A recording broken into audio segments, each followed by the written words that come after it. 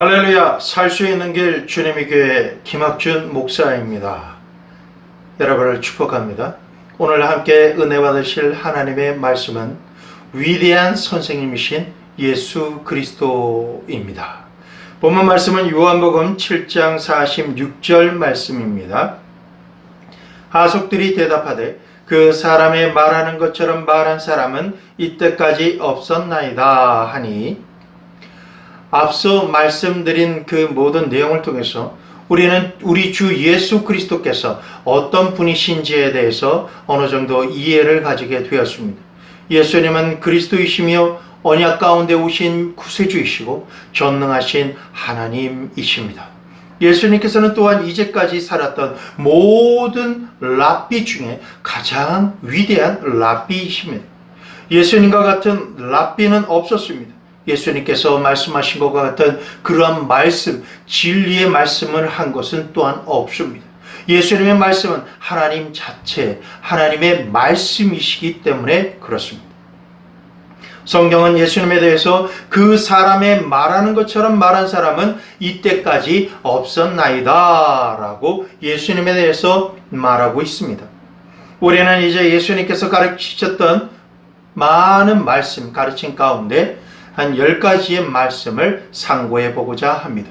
우리는 예수님께서 가르치신 놀라운 것 중에 단지 아주 조금만 공부할 수 있을 뿐입니다. 먼저는 예수님께서는 두 길이 있다라고 말씀하십니다. 예수님께서는 이 인생, 이 세상에서 우리가 살아가는 이러한 인생 여정을 나그네 인생길, 여행길과 같다라고 가르치고 계십니다. 그리고 인생의 행로는 두 길로 갈라져 있는데 하나는 넓은 길이요 하나는 좁은 길이다 라고 말씀하십니다. 우리는 이 인생 행로에서 자유롭게 우리 각기 갈 길을 선택할 수 있지만 이 두 길이 어디로 가는 길인지는 분명하게 알고 가야 하는 것입니다. 넓은 길은 멸망, 지옥으로 인도하는 길이지만 좁은 길은 천국으로 인도하는 길이라고 예수님께서 말씀하십니다. 예수님께서는 우리에게 좁은 길, 천국으로 가는 길을 선택하라고 공고하십니다. 마태복음 7장 13절, 좁은 문으로 들어가라. 멸망으로 인도하는 문은 크고 그 길이 넓어 그리로 들어가는 자가 많고. 두 번째로 예수님께서 우리에게 말씀하신 가르침은 천국과 지옥이 우리에게 있다라고 하는 것입니다. 천국은 분명히 실제하는 곳이라고 예수님께서 우리에게 가르쳐 주십니다. 그것은 하나님을 사랑하는 자를 위해서 예비된 곳입니다. 예수님께서는 그것을 가르쳐 내 아버지 집이라고 부르셨습니다. 예수님께서 제자들에게 이렇게 말씀하십니다. 요한복음 14장 2절, 내 아버지 집에 거할 곳이 많도다. 그렇지 않으면 너희에게 일렀으리라. 내가 너희를 위하여 처소를 예비하러 가노니. 예수님께서는 또한 이 천국에 대한 말씀뿐만 아니라 지옥에 대한 말씀을 하시면서 지옥 또한 실제하는 곳이다 라고 가르치십니다. 예수님은 지옥을 가리켜서 영원히 꺼지지 않는 불이라고 말씀하십니다. 예수님께서 사람들에게 죄의 결과는 바로 이 지옥, 영원히 꺼지지 않는 불로 들어간다라고 하는 것을 엄숙히 경고하셨습니다. 세 번째로 예수님께서 우리에게 말씀하신 내용은 율법에 대한 말씀입니다. 하나님의 율법은 선하고 거룩하다라고 주 예수 그리스도께서 우리에게 가르쳐 주십니다. 예수님께서 말씀하십니다. 마태복음 5장 17절 말씀, 내가 율법이나 선지자나 폐하러 온 줄로 생각하지 말라. 폐하러 온 것이 아니요 완전케 하려 함이로라. 하나님의 말씀을 지킨다, 율법을 지킨다라는 건 단순히 외견상으로 순종하는 것을 말씀하고 있는 것이 아닙니다. 우리가 마음 중심으로 그것을 지키고 또한 그것을 순종하기를 원한다는 것을 뜻한다라고 예수님께서 우리에게 가르쳐주고 계십니다. 예를 들면 만일 우리가 마음속으로 누군가를 미워한다면 우리는 하나님 보시기에 살인한 자다라고 성경은 말씀합니다. 요한 1서 3장 15절, 그 형제를 미워하는 자마다 살인하는 자니 살인하는 자마다 영생이 그 속에 거하지 아니하는 것을 너희가 아는 바라. 여러분, 지금까지 어느 누가 완벽하게 율법을 지켰습니까? 라고 물어보실지 모르겠지만 아무도 없습니다. 우리 주 예수님 밖에는 지금까지 아무도 하나님의 율법을 완전히 지키지 못했습니다. 그러 율법을 지킴으로 구원을 얻을 자는 아무도 없다라고 하는 진리를 우리는 그대로 믿고 재확인해야 합니다. 성경은 이렇게 말씀합니다. 갈라디아서 2장 16절, 이 사람에게는 사망으로 쫓아 사망에 이르는 냄새요, 저 사람에게는 생명으로 쫓아 생명에 이르는 냄새라. 누가 이것을 감당하리요? 만일 아무도 율법을 지킴으로써 구원을 얻지 못할 것이다라면 왜 하나님께서 우리에게 율법을 주셨겠습니까? 하나님께서는 하나님 보시기에 옳은 것과 잘못된 것을 우리로 알게 하시기 위해서, 그리고 우리가 죄인이며 우리에게는 구주 예수 그리스도가 절대적으로 필요하다라는 사실을 우리로 알게 하시기 위해서 우리에게 율법을 주신 것입니다.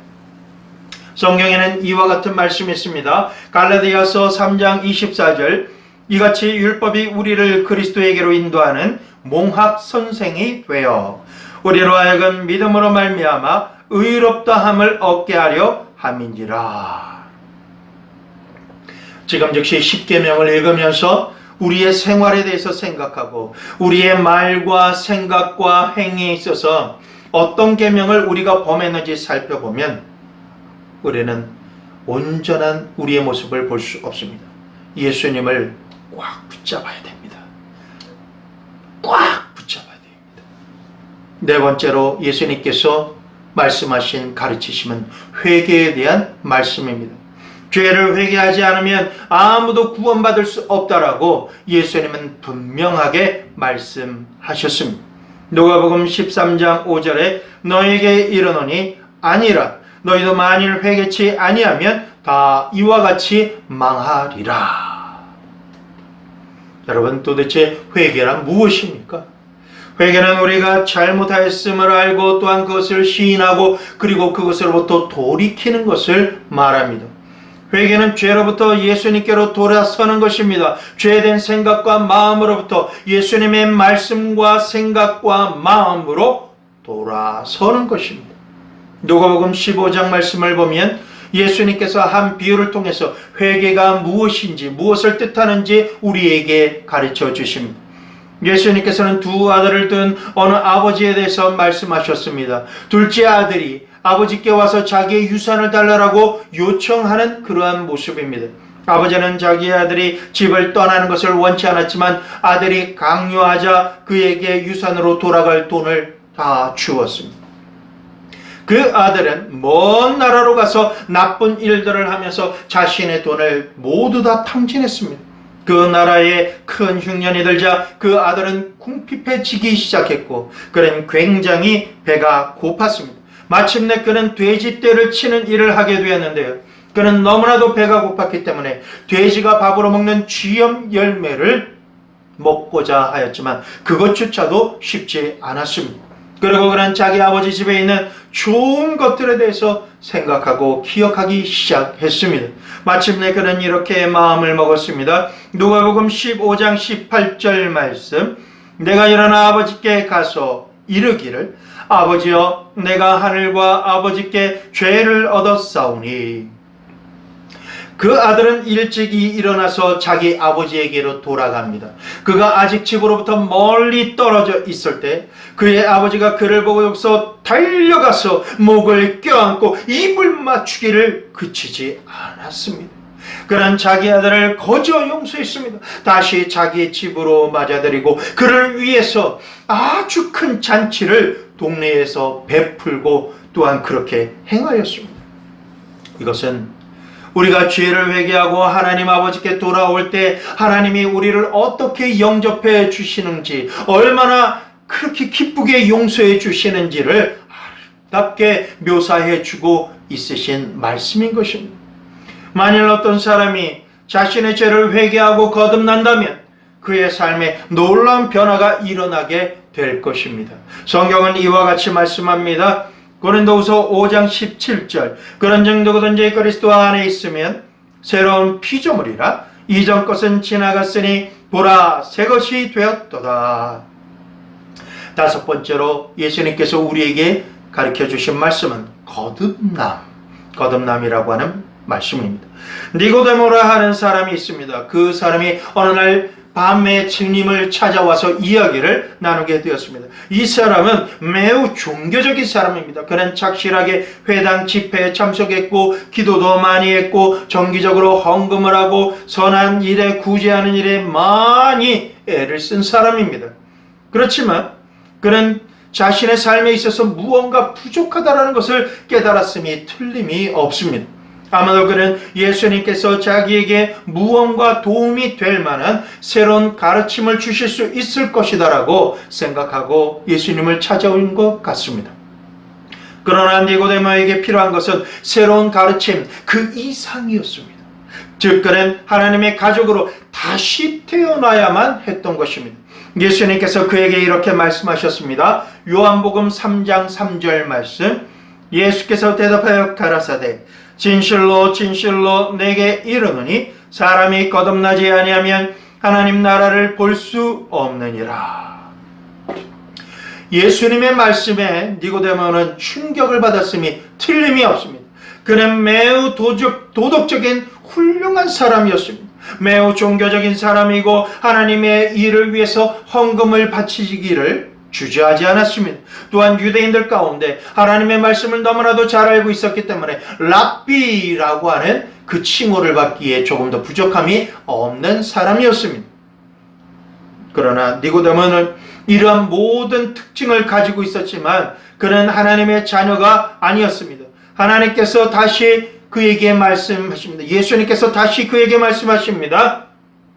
요한복음 3장 6절에서 7절 육으로 난 것은 육이요 성령으로 난 것은 영이니 내가 내게 거듭나야 하겠다는 말을 귀히 여기지 말라.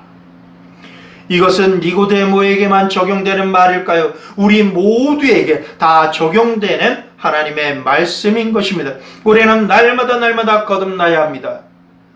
이렇게 말씀드리면 질문할지도 모릅니다. 왜 우리가 거듭나야 합니까? 그것은 우리가 아담의 자손으로서 하나님의 정죄 아래 있기 때문에 거듭나야 하는 것입니다. 첫사람 아담은 하나님의 형상대로 지음을 받았습니다. 그러나 아담은 하나님의 말씀에 반역했기 때문에 그는 하나님의 그 모든 말씀에 불순종했고 또한 죄인이 되었기 때문에 그리고 그 아담은 우리 온 인류의 머리였기 때문에 그의 타락한 성품과 죄성 때문에 온 인류에게 그 죄의 해독이 전달된 것입니다. 우리는 죄인이기 때문에 영원한 죽음의 심판을 받게 되는데 이것은 하나님과 영원히 분리되어 불못 가운데 있게 되는 것을 뜻합니다. 얼마나 무서운 일입니까? 그러나 성경에는 아주 좋은 소식, good news가 있습니다. 좋은 소식이란 하나님의 아들이신 예수 그리스도께서 우리의 이 죄를 위해서 죽으시고 다시 살아나셨다라고 하는 것입니다. 예수님은 다시 살아나셔서 하나님의 자녀라고 하는 새로운 혈통의 머리가 되셨습니다.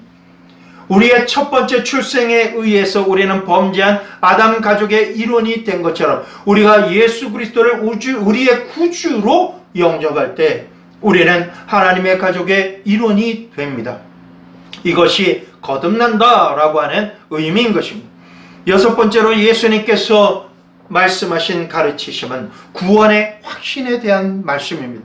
만일 우리가 하나님의 가족으로 태어났다면 하나님은 우리가 구원받았다라는 사실을 알기를 원하십니다.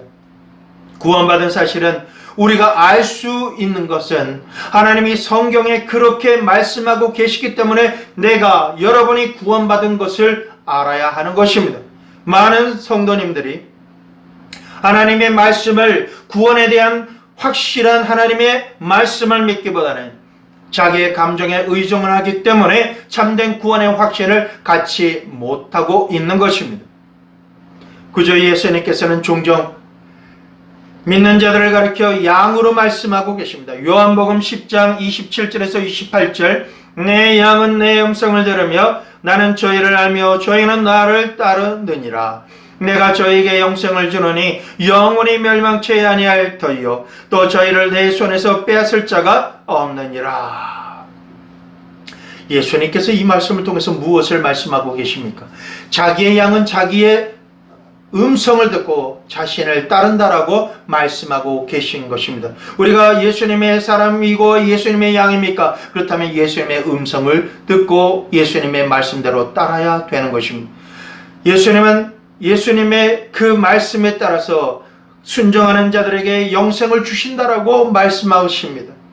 그들이 영원히 멸망치 아니할 것이다라고 또한 말씀하십니다.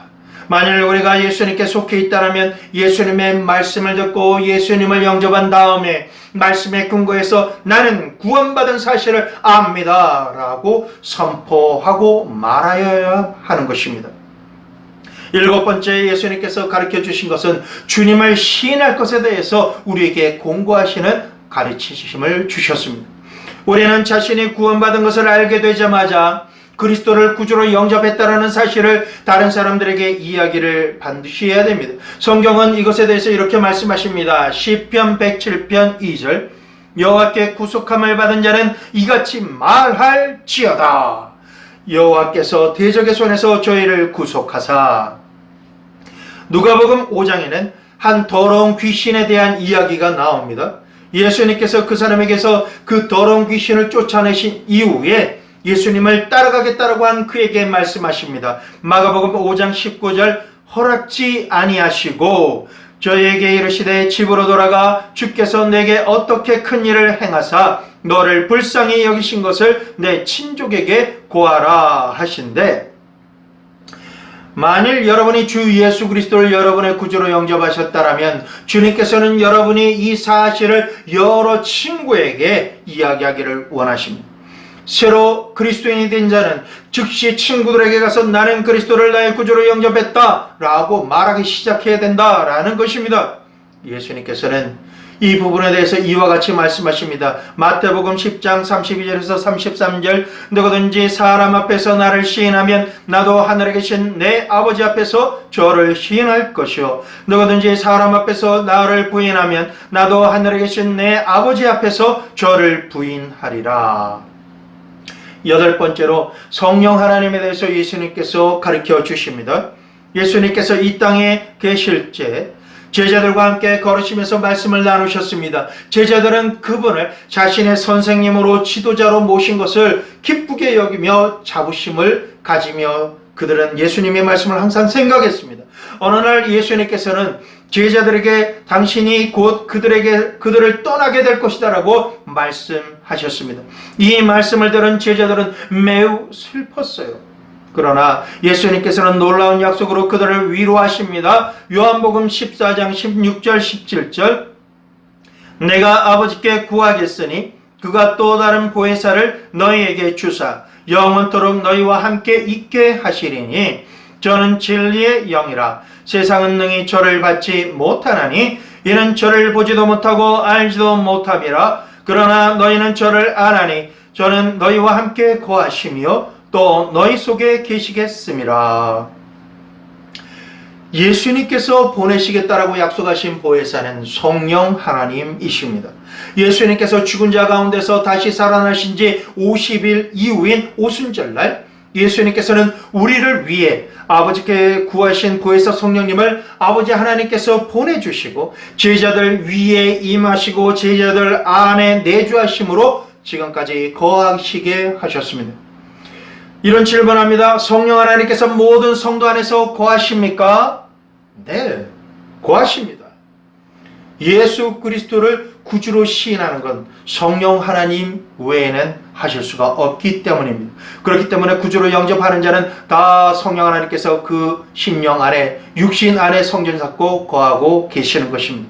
성경은 이렇게 말씀합니다. 로마서 8장 9절 만일 너희 속에 하나님의 영이 거하시면 너희가 육신에 있지 아니하고 영에 있나니 누구든지 그리스도의 영이 없으면 그리스도의 사람이 아니라.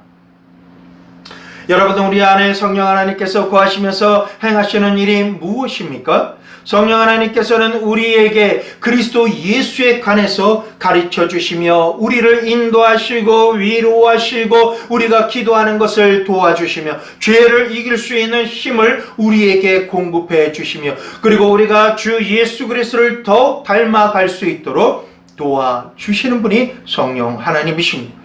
예수님께서 성령을 보내사 우리 안에 거하게 하신 것, 이것이 얼마나 놀랍고 기적적인 일이며 감사해야 될 일입니까? 오직 하나님께만이 영광과 감사를 돌려야 될 줄로 믿습니다. 9번째로, 다른 사람을 용서할 것에 대한 예수님의 가르치심이 있습니다.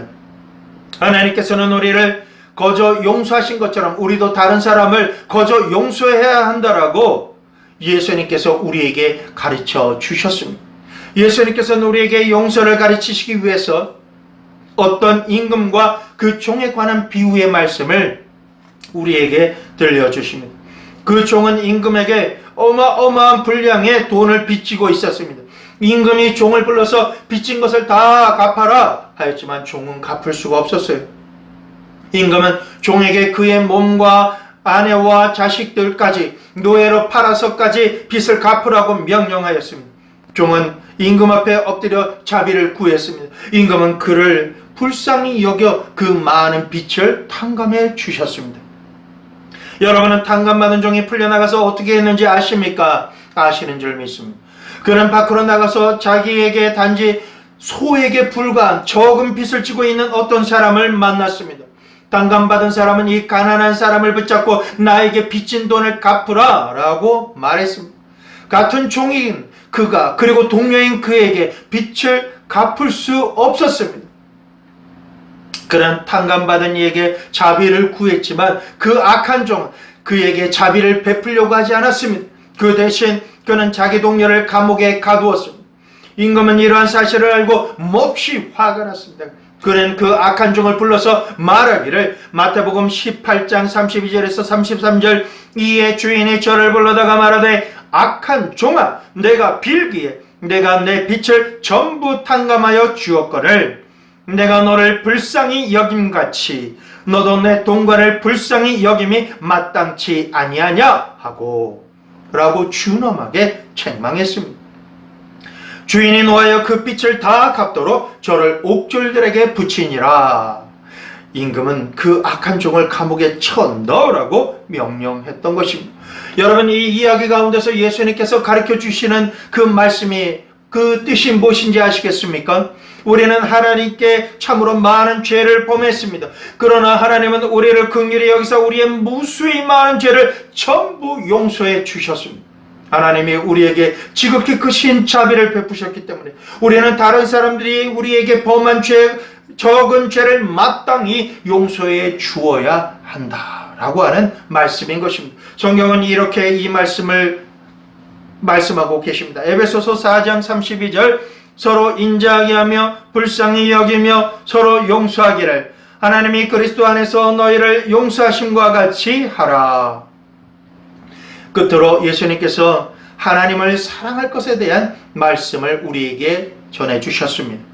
모든 계명들 중에 가장 큰 계명은 마음을 다하여 하나님을 사랑하는 것이라고 예수님께서 말씀하십니다. 예수님께서는 하나님이시기 때문에 우리가 예수님을 사랑하는 것 또한 하나님을 사랑하는 것입니다. 내 구주 예수를 더욱 사랑하는 그런 찬양을 하나님께 올려드리시기를 바랍니다. 복되고 풍성한 그리스도인의 삶의 비결은 우리의 마음을 다하여 주 예수 그리스도를 더욱 사랑하는 것입니다. 우리가 주 예수 그리스도를 더욱 사랑하면 사랑할수록 우리는 더욱더 그분의 사랑을 받게 될 것입니다. 여러분은 예수님께서 여러분을 얼마나 사랑하고 계시는지를 생각해 보셨습니까? 생각해야 합니다. 예수님은 여러분을 너무나도 사랑하셔서 여러분을 위해서 기꺼이 죽으셨습니다. 예수님이 이처럼 우리를 사랑하고 계시기 때문에 예수님을 우리도 사랑하기를 원하십니다. 요한일서 4장 19절, 우리가 사랑함은 그가 먼저 우리를 사랑하셨습니다. 우리가 예수님을 사랑하고 있다는 것을 어떻게 예수님께 보여드릴 수가 있겠습니까? 우리는 예수님의 계명을 지킴으로써 예수님을 사랑하고 있다는 것을 보여드릴 수 있습니다. 예수님께서는 이렇게 말씀하십니다. 요한복음 14장 15절 너희가 나를 사랑하면 내 계명을 지키리라. 주 예수 그리스도를 사랑하고 그분의 명령, 그분의 말씀, 그분의 계명을 지킬 때 큰 보상이 있습니다. 만일 우리가 예수님을 사랑하고 예수님의 계명을 지킨다면 우리는 하나님 아버지로부터 사랑을 받게 될 것입니다. 우리는 예수님의 임재를, 성령의 임재를 실제적으로 삶 가운데 느끼게 될 것입니다. 요한복음 14장 21절 말씀을 끝으로 읽겠습니다.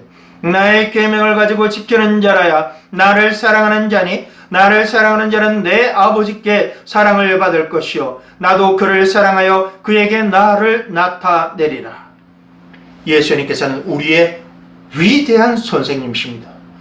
랍비이신 예수님의 말씀을 지킴으로 우리가 하나님께 사랑받고 축복받는 백성이 되기를 권해드립니다. 기도드리겠습니다. 하나님, 10가지의 예수님의 가르침에 대해서 상고하였습니다. 이 말씀대로 우리가 살아가게 하여 주시고 하나님을 사랑하는 자로서 주님께 모든 삶을 헌신하는 삶, 드려지는 삶, 말씀이 육신이 되듯이 예배가 삶이 되고 삶이 예배가 되며 예수님의 뜻이 이루어지는 그러한 주인공의 삶이 되기를 간절히 청하옵나니 성령님 도와주시옵소서. 이 모든 말씀 예수님 이름 받지 않고 기도드리옵나이다.